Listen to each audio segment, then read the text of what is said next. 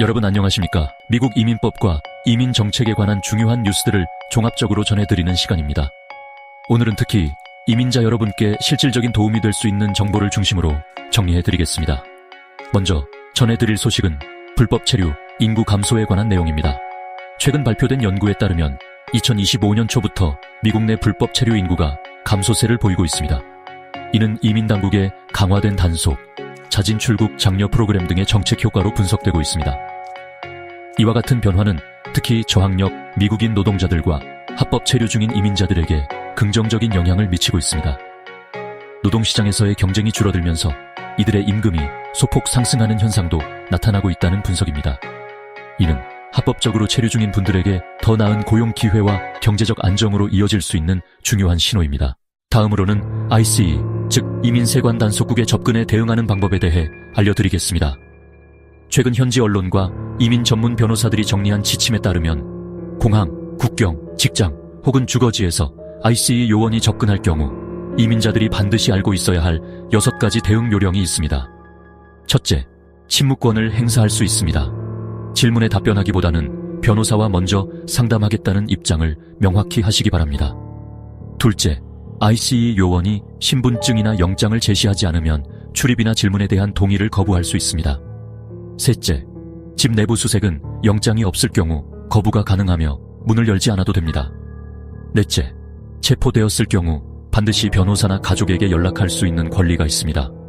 다섯째, 영어가 능숙하지 않다면 통역을 요청할 수 있습니다.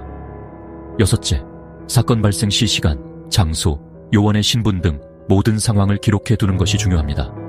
이러한 지식은 여러분의 권리를 지키는 데 큰 도움이 될 것입니다.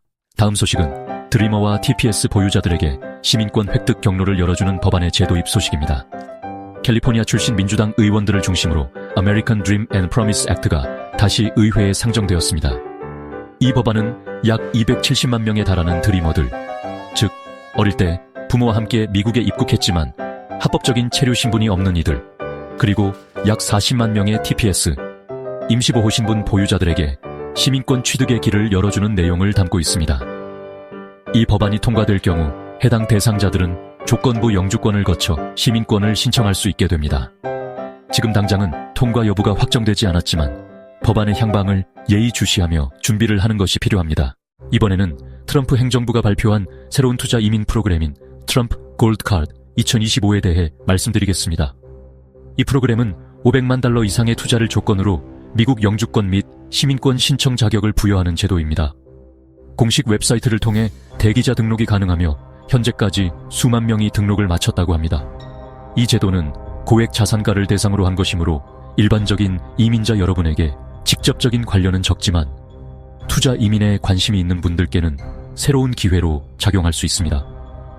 다만 이 제도가 의회의 입법 절차를 거치지 않고 행정명령 형태로 추진되고 있다는 점에서 법적 안정성에 대한 논란도 존재합니다.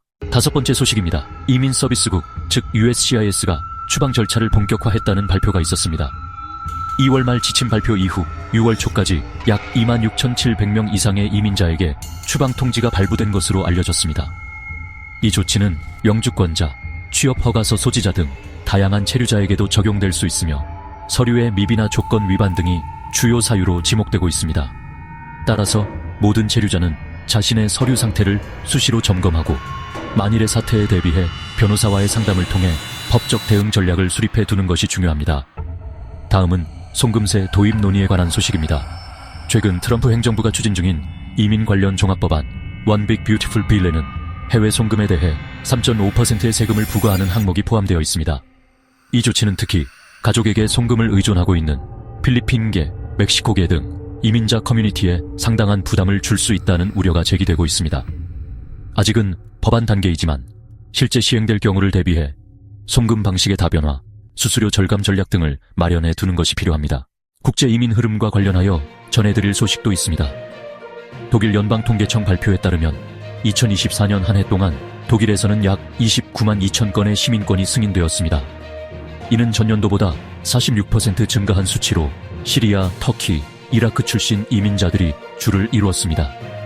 이 수치는 독일이 적극적으로 이민자를 포용하고 있음을 보여주는 지표로 글로벌 이민 정책 변화에 민감한 미국 내 이민자들에게도 참고할 만한 흐름으로 해석됩니다.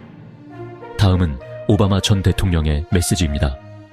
오바마 전 대통령은 자신의 소셜미디어를 통해 미국의 이민 시스템을 망가진 시스템이라고 표현하며 근본적인 개혁의 필요성을 강조했습니다. 그는 이민제도의 혁신 없이는 미국의 경제 성장과 사회 통합이 어려울 것이라며 초당적 협력을 촉구했습니다. 전직 대통령의 이런 발언은 이민 정책 변화의 필요성을 강조하는 상징적인 메시지로 해석됩니다. 그리고 오늘 대법원에서 중요한 심리가 진행 중입니다.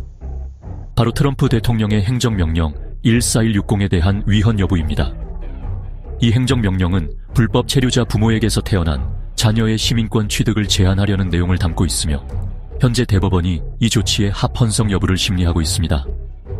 하급 법원에서는 일부 조항에 대해 집행을 정지한 상태이며 최종 결정은 앞으로 수개월 내 내려질 것으로 보입니다.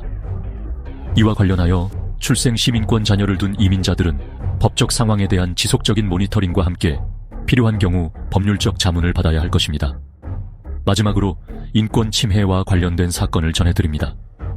조지아주에서 활동 중인 엘살바도르 출신 언론인 마리오 게바라 씨가 ICE 요원에게 체포되는 사건이 발생했습니다. 그는 현장에서 평화 시위를 취재 중이었으며 체포 사유에 대해 논란이 일고 있습니다.